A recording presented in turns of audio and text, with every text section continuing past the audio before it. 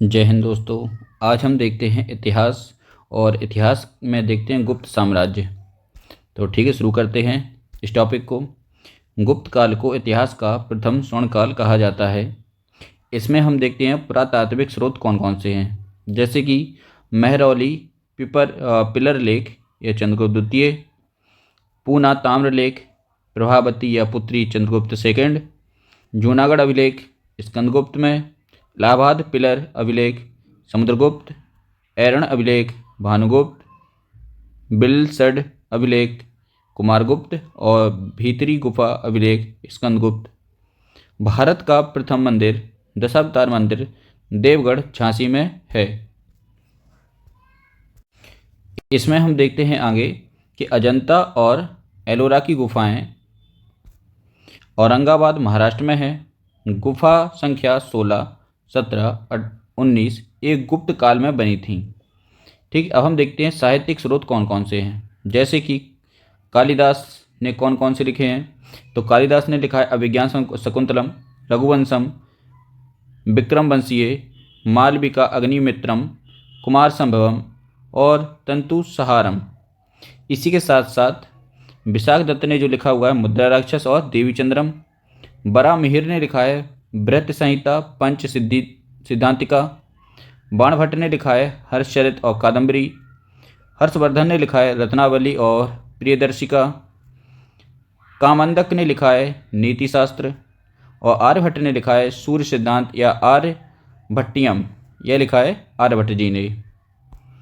आगे देखते हैं, आगे है अमर सिंह। अमर सिंह ने लिखा है अमरघोष, वात्स्थापन, कामसूत्र, धन्वंतरी, रावणवध, सोमदेव, अनुसिद्धांत।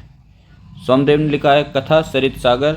पाणिनि ने अष्टाध्यायी, कल्हड़ राजतरंगिणी और विष्णु शर्मा पंचतंत्र से संबंधित हैं।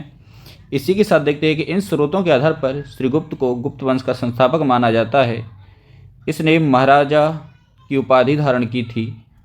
इसका उत्तराधिकारी इसका पुत्र घटोत्कच हुआ और इसने महाराजा की उपाधि धारण की। लेकिन गुप्त वंश का वास्तविक शासक चंद्रगुप्त फर्स्ट हुआ। अब हम देखते हैं इंपॉर्टेंट चंद्रगुप्त फर्स्ट के बारे में, इनकी डिटेल क्या क्या है उसको समझते हैं। वेरी इंपॉर्टेंट टॉपिक है, इसलिए इसको अच्छे से समझना है। तो चंद्रगुप्त फर्स्ट को देखते हैं।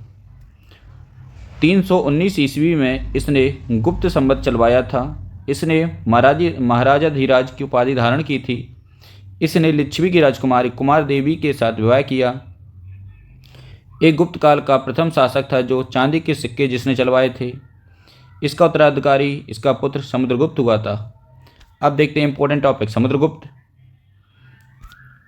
समुद्रगुप्त के बारे में देखते हैं। इसे भारत का नेपोलियन कहा जाता है, इतिहासकार भी स्मृत ने कहा था। इसने एक अश्वमेध यज्ञ कराया था। इसने हरिसेन को अपनी विजयों का वर्णन करने के लिए इलाहाबाद स्तंभ लेख के लिए नियुक्त किया। समुद्रगुप्त एक कवि था और इसने कविराज की उपाधि धारण की थी। इसी के साथ साथ यह एक वीणा वादक भी था, क्योंकि इसके दरबार में वसुबंधु नामक बौद्ध भिक्षुक रहता था। इसने बौद्ध धर्म को भी संरक्षण दिया, क्योंकि इसके दरबार में वसुबंधु नामक बौद्ध भिक्षुकन रहता था। इसके बाद अब देखते हैं रामगुप्त को, जिनका समय रहा 375 ईस्वी से 380 ईसा पूर्व। स्रोत है ऐरण अभिलेख। स्रोत है देवी चंद्रगुप्त। और समुद्रगुप्त की मृत्यु के बाद रामगुप्त राजा बना, जो कि एक कमजोर राजा था। चंद्रगुप्त द्वितीय, इसका दूसरा नाम है विक्रमादित्य। इसको देखते हैं, वेरी इंपॉर्टेंट है। इसका समय रहा 380 ईसा पूर्व से 412 ईसा पूर्व के बीच का है। पॉइंट क्या है इसके, ये इस वंश का सबसे महान शासक हुआ। ये भारतीय इतिहास का प्रथम शासक था जिसने अपने दरबार में नवरत्न रखे थे। चंद्रगुप्त के नवरत्न कुछ इस प्रकार हैं, उन सभी के नाम देख लेते हैं अच्छे से और कौन किस काम पे था। अमर सिंह था, यह एक महान कवि थे।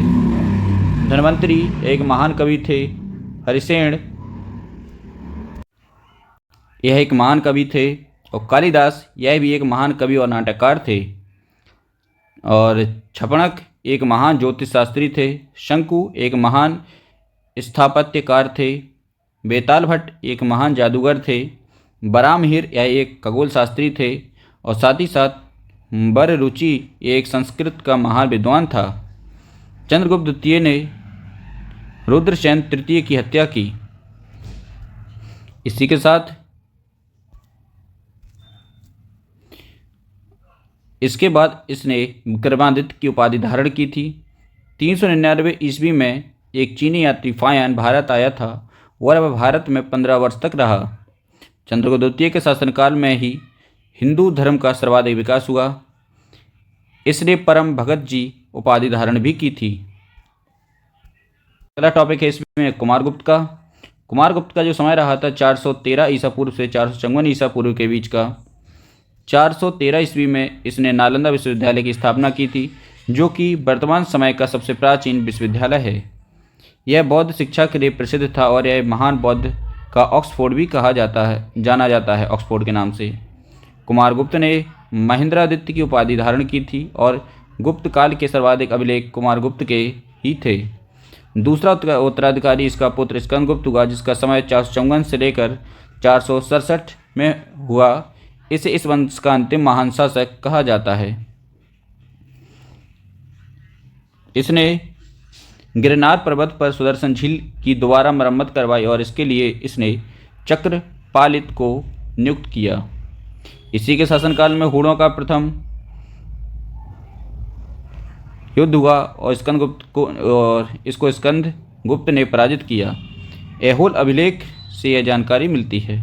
अंतिम शासक हुआ विष्णुगुप्त, कुमारगुप्त द्वितीय या दूसरा नाम है। इसी के साथ देखते हैं हर्षवर्धन का समय। इसे भारत का अंतिम हिंदू शासक कहा जाता है। यह पृष्ठभूमि वर्धन वंश का सबसे महान शासक था। इस वंश की राजधानी थानेश्वर हरियाणा थी और इसकी दूसरी राजधानी कन्नौज थी। इसके पिता का नाम प्रभाकर वर्धन और माता का नाम यशोमती था। इसके बड़े भाई का नाम राजवर्धन और बहन का नाम राजयश्री था। 606 ईस्वी में संवत चलवाया इसने।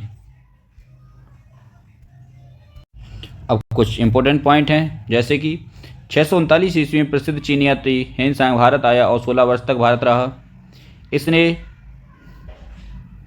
नालंदा में बौद्ध शिक्षा प्राप्त की थी। इसने प्रसिद्ध पुस्तक CU की लिखी। भारत में अपनी यात्रा के दौरान इसने गुजरात, लखपत और दक्षिण भारत में कांचीपुरम की भी यात्रा की। हर्षवर्धन का दरबारी कवि बाणभट्ट हुआ। हर्षचरित और कादम्बरी पुस्तक लिखी। हर्षवर्धन ने नालंदा, रत्नावली, प्रियदर्शिका लिखी। 647 ईस्वी में इसकी मृत्यु हो गई। आशा करता हूँ आपका ये वीडियो अच्छा लगा होगा। Thank you. जय हिंद।